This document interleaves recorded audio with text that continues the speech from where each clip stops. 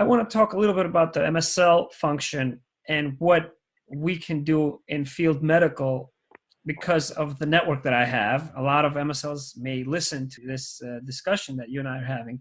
So in light of these changes in the healthcare policy, what can the MSLs do to help support the other parts of the organization? Because that's really what I'm focused on at this stage of my career as well. So first off, field medical is probably one of the most important aspects of a pharmaceutical company. You guys really are the forward-facing edge of the organization from a science perspective. And it really is the science that we're trying to marry with the medical need.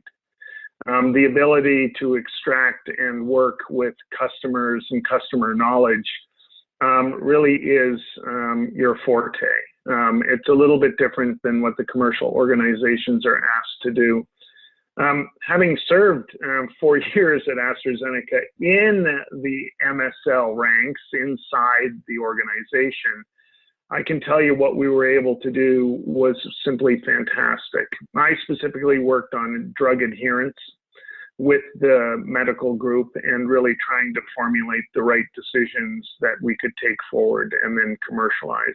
But without your partnership, Tim, and the MSL partnership, the commercial organization doesn't move forward. We can go and sell, but if there is no scientific rationale and we're not able to develop additional clinical trials and move the science forward without your help and the MSL help, the industry grinds to a halt. And I like to think, again, the team really wins at the end of the day.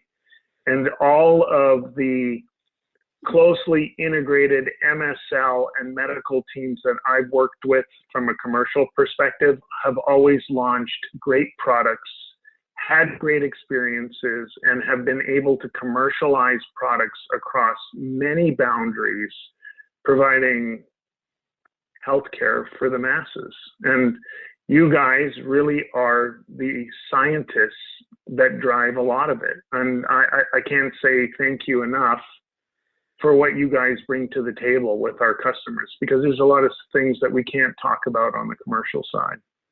We are somewhat like the drums who provide that background beat to one song of science at a time and making music in medicine. That if you listen intently enough to the song, you hear it, and we identify the gaps, the treatments, and we partner with the field commercial colleagues who are the vocals, who provide the vocals to them, are at the front stage representing the company. And a lot of the relationships that I've formed over the years, I owe to the inspiration I had from that partnership with commercial. We're glad to hear that from you. I think, and I think about our relationship, right? I think it really, really did blossom when we put down the walls and really thought about what we could do collectively. I still stay in touch with Brian Katona at AstraZeneca because of the working relationship that we had. It was absolutely fantastic. And so many others in the industry that I still stay in touch with that are, at the end of the day, some of the best scientists and biggest patient advocates. I work with a young lady in Kansas City right now, Amanda Dries, who is probably one of the best oncology pharmacists that there has been. She worked at KU's pediatric oncology group for a long time. Worked at CVS, right? Like, she really gets it. She's a patient advocate, but her scientific mind is just so beautiful, and her customers love her for it.